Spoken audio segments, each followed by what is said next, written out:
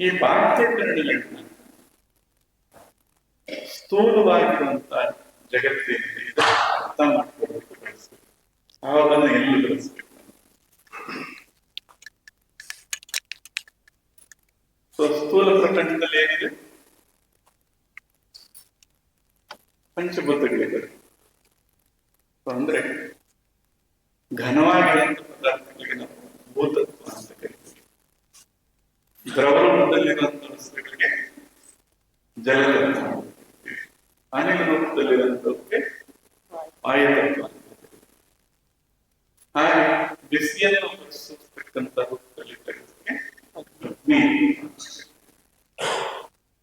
ಕೇವಲ ಅವಕಾಶದ ರೂಪದಲ್ಲಿ ಅಂದ್ರೆ ಕಣ್ಣಿಗೆ ಕಾಣದ ರೀತಿಯಲ್ಲಿ ತತ್ವಕ್ಕೆ ಆಕಾಶ. ಈ ಸ್ಥೂಲ ತತ್ವಗಳನ್ನ ಗ್ರಹಿಸಲಿಕ್ಕೆ ನಾವು ಇಂದ್ರಿಯಗಳನ್ನ ಬಳಸಬೇಕು.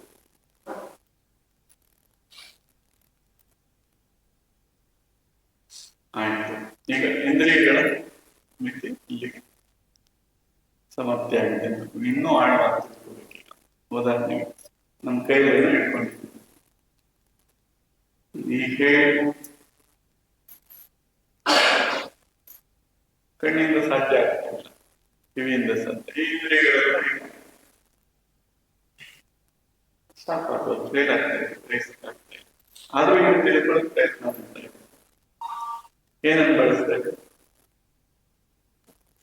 ಏನೋ ಯೋಚನೆ ಮಾಡ್ತಾ ಇದ್ದೀವಿ. ಮನಸ್ಸು ಏನು ಯೋಚನೆ ಮಾಡ್ತಾ ಇದೆ, ಬುದ್ಧಿ ಊಹೆ ಮಾಡ್ತಾ ಇದೆ.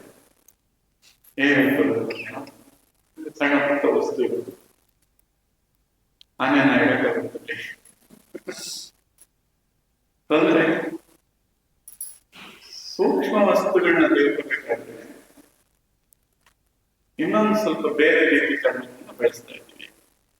ಸೊ ಯಾವಾಗ ಸೂಕ್ಷ್ಮ ತಿಳ್ಕೋಬೇಕಾಗುತ್ತೆ ಅಲ್ಲಿ ಸ್ಥೂಲಕ್ಕೆ ಬಾಹ್ಯಕರಣ ಬಳಸುತ್ತೆ, ಸೂಕ್ಷ್ಮಕ್ಕೆ ಅಂತಃಕರಣ ಬಳಸುತ್ತೆ.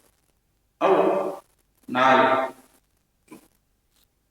ಒಂದು ಮನ, ಬುದ್ಧಿ, ಚಿತ್ತ, ಅಹಂಕಾರ, ಅಸ್ಮಿ. ಇಲ್ಲಿ ಅಹಂಕಾರ ಅಂದ್ರೆ ಮದ,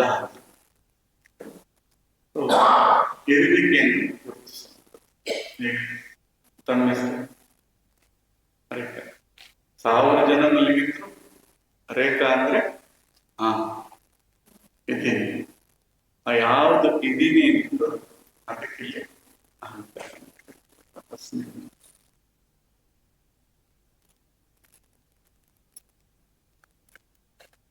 ಈ 4 ಬಳಸಿದಾಗ ಏನೇನು ಪರಿಣಾಮ ಕಾಣಿಸ್ತದೆ? ಈಗ ಕಣ್ಣು ಬಳಸಿದಾಗ ಏನ್ ಕಾಣಿಸ್ತದೆ ಪರಿಣಾಮ? ಅದೇ ರೀತಿ ಮನಸ್ಸು ಬಳಸಿದಾಗ ಯೋಜನೆಗಳು ಕಾಣಿಸ್ತವೆ. ಏನೇ ಯೋಜನೆಗಳು ಬರ್ತಾ ಇದ್ರು ಅದಕ್ಕೆ ಮನಸ್ಸು ಕಾರಣ. ಯೋಜನೆಗಳಿಗೆ ಕೆಟ್ಟ ಯೋಜನೆ ಇನ್ನೊಂದು ಒಳ್ಳೆ ಯೋಜನೆಗಳಂದ್ರೆ ಸಂಕಲ್ಪ ಅಂತೀವಿ, ಕೆಟ್ಟ ಯೋಜನೆ ಬೇಕಾಗುತ್ತೆ. ಇದೇ ಮನಸ್ಸು ಅಂತ ಮೊದಲು ಗುರುತಿಸಬೇಕು. ಹಣ್ಣು ಯಾವ ರೀತಿಯ ಹಣ್ಣು?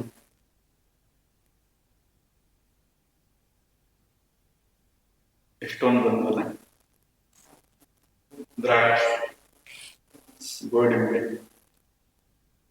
ದಾಳಿಂಬೆ, ಬಾಳೆ, ಮೋಸಂಬಿ, ಕಿತ್ತಳೆ. ಯಾಕೆ ಹಣ್ಣು ಅಂದ್ರೆ ಅಲ್ಲೇ ಇರಬೇಕು? ಏನ್ ಮಾಡ್ತಾ ಇದ್ದೀಗ ನೋಡಿ, ದಾಳಿಂಬೆ, ಗೋಡಂಬೆ, ಮೋಸಂಬಿ, ಕಿತ್ತಳೆ, ಯಾವುದು ಹಾರತಾ ಇದೆ ಅದಕ್ಕೆ ಮನಸ್ಸು ಚಲಿಸ್ತಾ ಇದೆಯಲ್ಲ, ಪ್ರವಾಹ ಅಂತ ನಿಲ್ಲಿಲ್ಲ, ಅದೇನ್ ಮಾಡ್ತಾ ಇದೆ? ಚಲಿಸ್ತಾ. ಅದು ಹಾರಲಿಕ್ಕೆ ಜಾಗ ಕೊಟ್ಟಿದ್ದು ನೆನಪು. ದಾಳಿಂಬೆ ಗೊತ್ತಿದ್ರಷ್ಟೇ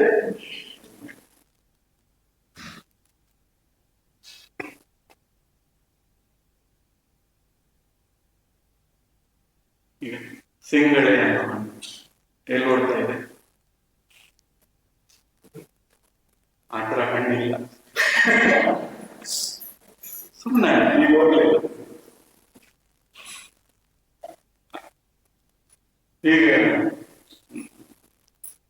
ಹಣ್ಣಿನ ಜ್ಯೂಸ್ ಹೀಗೆ ಯಾವ ಹಣ್ಣ ಓಡ್ತಾ ಇದೆ, ಆ ಓಡ್ತಾ ಇದೆ ಅದಕ್ಕೆ ಹೆಸರು ನೋಡಿ.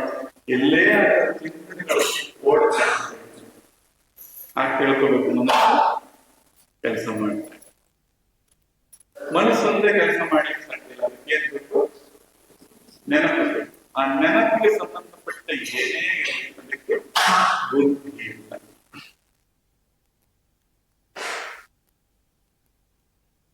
ನೆನಪಿಗೆ ಸಂಬಂಧಪಟ್ಟು ಏನು? ಆ ನೆನಪು ಅಂದ್ರೆ ಏನು? ಯಾವುದೇ ಸಂಭವಿಸಿದಾಗ ಅದನ್ನು ನೆನಪಿಟ್ಟುಕೊಳ್ಳುತ್ತಿಲ್ಲ, ಸ್ಟೋರ್ ಮಾಡ್ತೀವಿ. ಅದಕ್ಕೆ ನಾವು ಬುದ್ಧಿ. ಯಾವುದೇ ಅನುಭವ ಇಲ್ಲ. ಈಗ ನಿಮ್ಗಾಗುವಂತ ಅನುಭವ ಎಲ್ಲ ಸ್ಟೋರ್ ಆಗ್ತದೆ, ಅದೆಲ್ಲ ಸ್ಟೋರ್ ಆಗ್ತದೆ. ಸೊ ಬುದ್ಧಿ ಏನಿದೆ ಈಗ ಸದ್ಯಕ್ಕೆ ಮೆದುಳಲ್ಲಿದೆ. ಆ ಮೆದುಳನ್ನು ಸೃಷ್ಟಿ ಮಾಡಿದ್ದೆ ಯಾವುದು? ಯಾವುದೋ ಒಂದು ಜೀವಕೋಶ ಇರ್ತಲ್ಲ, ಆ ಜೀವಕೋಶ ಜೈಗೋಟ್ ಆಯ್ತು, ಆಮೇಲೆ ಹೃದಯ ಮೆದುಳಲ್ಲಿ ಅದಕ್ಕೂ ಬುದ್ಧಿ ಇದ್ದಾನೆ ಇದನ್ನ ಮಾಡುತ್ತೆ. ಯಾವುದೋ ಒಂದು ನೆನಪು ಮಾಡಿ ಅದು ಕೂಡ ಹಾಗೆ ನೆನಪು ಪಂಚಭೂತಾದಿಗಳಾದಿಯಾಗಿ ಆಕಾಶದಲ್ಲಿ ಕೂಡ ಶೇಖರಿಸಲ್ಪಟ್ಟು ನೆನಪು ಎಲ್ಲಿದೆ ಅಂದ್ರೆ ಎಲ್ಲಾ ಕಡೆ ಇದೆ ಅಂತ. ಈಗ ನಾವು ಮಾತನಾಡುವಂಥದ್ದು ಬರೀ ನೀವಷ್ಟೇ ಗ್ರಹಣ ಮಾಡ್ತಲ್ಲ, ಈ ವಸ್ತು ಕೂಡ ಗ್ರಹಣ ಮಾಡುತ್ತೆ. ಇಲ್ಲಿ ಕೂಡ ಇಷ್ಟು ಸತ್ಸಂಗ ನಾಳೆ ಇಲ್ಲ ಕುಳಿತಿದ್ದಾಗ ಸ್ವಲ್ಪ ತೆಗೆದುಕೊಂಡು ಅವನು ಇದಕ್ಕಿದ್ದಂತೆ ಅವನೇ ಅಂತಾನೆ ಯಾವುದೋ ಪರಿಣಾಮ ನೆನಪಿನ. ಸೊ ಈಗ ಕನಸಿನಲ್ಲಾಗ್ಬೋದು, ಧ್ಯಾನ ಕೂತ್ಕೊಂಡಾಗಬಹುದು, ನೋಡಿರೋದು ನೋಡದೆ ಇರೋದೆಲ್ಲ ಕಾಣುತ್ತೆ. ಅದು ಯಾವ್ದು ಪರಿಣಾಮ? ನಾವು ನೋಡಿರೋದ್ರಲ್ಲಿ ಸಾಕಷ್ಟು ನೆನಪುಗಳು. ಈಗ ನಮ್ಮ ತಂದೆ ತಾಯಿ ಜೀವಕೋಶದಲ್ಲಿ ಬಂದಿದೆ, ಅವರ ತಂದೆ ತಾಯಿ ನೆನಪು ಜೀವಕೋಶದಲ್ಲಿ ಬಂದಿದೆ.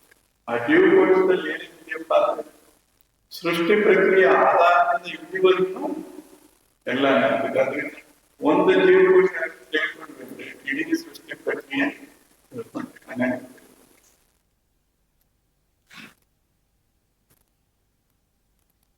ಈಗ ಕುಳಿತಾಗ ಏನೇನು ಕಾಣಬಹುದು ನಮಗೆ ಧ್ಯಾನದಲ್ಲಿ?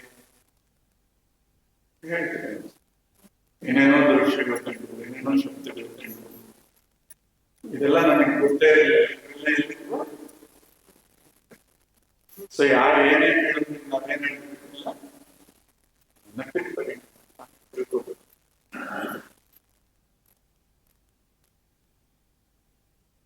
ನೆನಪು ಪ್ರತಿನಿತ್ಯ ನಾವು ಸೇವನೆ ಮಾಡುವಂತ ಪದಾರ್ಥಗಳು, ನಾವು ವ್ಯವಹರಿಸುವಂತ ವಸ್ತುಗಳಿಗೂ ಇವೆಲ್ಲ ಪರಿಣಾಮ ಬೀರುತ್ತೆ, ಒಳಗೂ ಕೂಡ ಇದೆ. ಈ ಬುದ್ಧಿ ಅನ್ನುವಂತ ಮಾಧ್ಯಮ ಬಳಸಿದಾಗ ಏನ್ ಕಾಣಿಸ್ತಾ ಇದೆ ನಮಗೆ? ನೆನಪು.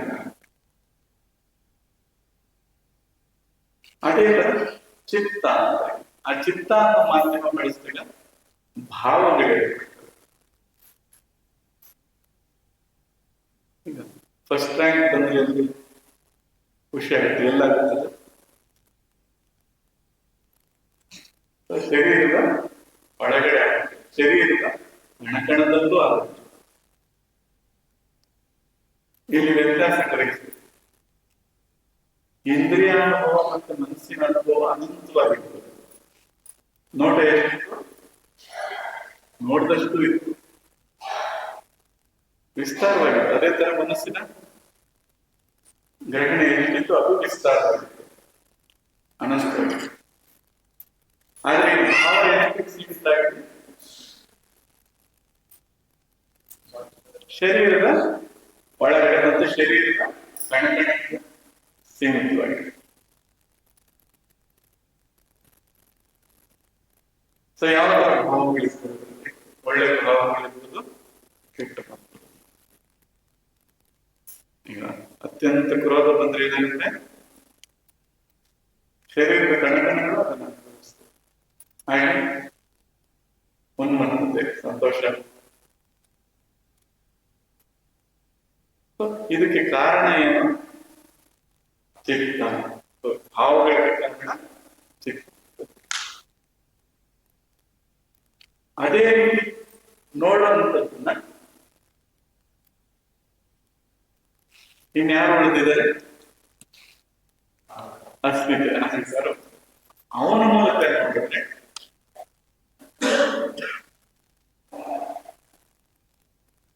ಅನಂತವಾಗಿ, ಅಖಂಡವಾಗಿ, ಆನಂದವಾಗಿ